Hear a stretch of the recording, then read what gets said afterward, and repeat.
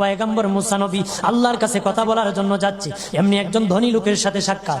ধনী কয়, মুসা রে, ও মুসা, আমার এত ধন হিসাব রাখতে পারি না, আল্লাহরে জিগাইবানি কি করলে আমার ধন কমবে? মুসা নবী কয়, ঠিক আছে জিগাইবো। একজন বৃদ্ধার সাথে একজন মহিলার সাথে দেখা। মহিলা কয়, মুসা কই যাও, কই যাও রে মুসা? মুসা নবী কয়, তোর বাহারে যাবো, আল্লাহর সাথে কথা বল।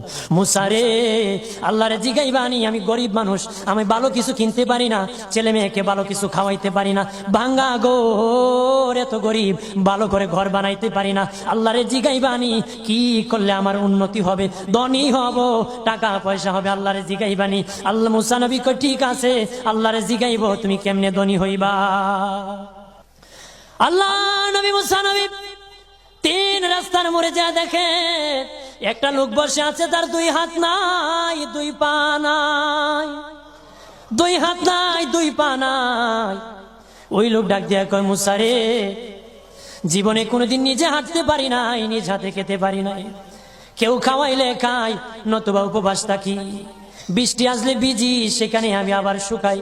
ও মুসা, জীবনে কোনো কাজে দুনিয়ার লাগি নাই, আল্লাহরে জিগাই বানি কোন কারণে আমারে বানাইছে? আল্লাহ জিগাই মনে মুসা নবী আল্লাহরে, তোর বাহারে মুসা নবী, মুসা ছিল কালিমুল্লাহ, কথা বলার প্রেম ছিল, কথা বলতো, কথা বলার প্রেম ছিল, কথা বলতে বলতে শেষ দিকে আল্লাহ গো, আসার সময় তিনটা লোক আমার কাছে প্রশ্ন করেছে, একজন লোক হলো ধনী, কিভাবে তার ধন কমবে গো? আল্লাহ বলেন, মুসা রে, তারে জানাইয়া দাও যাকাত দেওয়া যেন বন্ধ করে দে, শুকরিয়া আদায় করা যেন বন্ধ করে দে, তাহলে আমি প্রভু আল্লাহ সুবহানাহু ওয়া তাআলা তার ধন কমায়া দিব।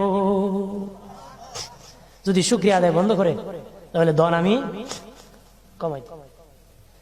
এরপরে মুসা নবী বলে, ও মালিক, আল্লাহ একজন মহিলা বলেছে তার গরিব মানুষ গরিবী হালত জানা যত ইনকাম করে, তার একটা ভাঙ্গা ঘর, ভালো ঘর বানাইতে পারে না গো।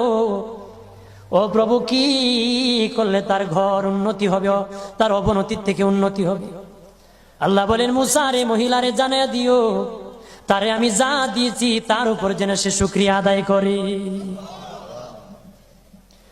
মুসা নবী বলে, মালিক, তিন রাস্তার মোড়ে গো আল্লাহ, একটা লোক তুমিও দেখতেছো যার হাত নাই পা নাই।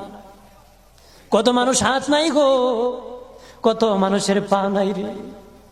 আল্লাহ কত সুন্দর হাত পা দিয়েছে, কত সুন্দর জবান দিছে, শ্বাস দিতেছে আর নিতেছে। আইসিইউ লাইফ সাপোর্টে যদি একদিন তাকে 50-60 হাজার টাকা লাগে রে। 80 বছর, 100 বছর, 40 বছর, 25 বছর আল্লাহ হায়াত দিল রে। বলো রে শাস্তাগঞ্জের সুন্নি জনতা, আল্লাহরে জীবনে কয় টাকা তোমরা দিছো? কয় টাকা আল্লাহরে দিছো? এদের শ্বাস দিল, অক্সিজেন দিল আর নিল।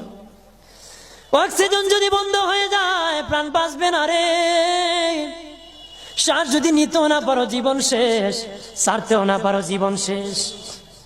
অক্সিজেন আল্লাহ দিল, বিনা টাকায় দিল, বিনা পয়সায় দিল, আল্লাহর শুকরিয়া আদায় করতে হবে।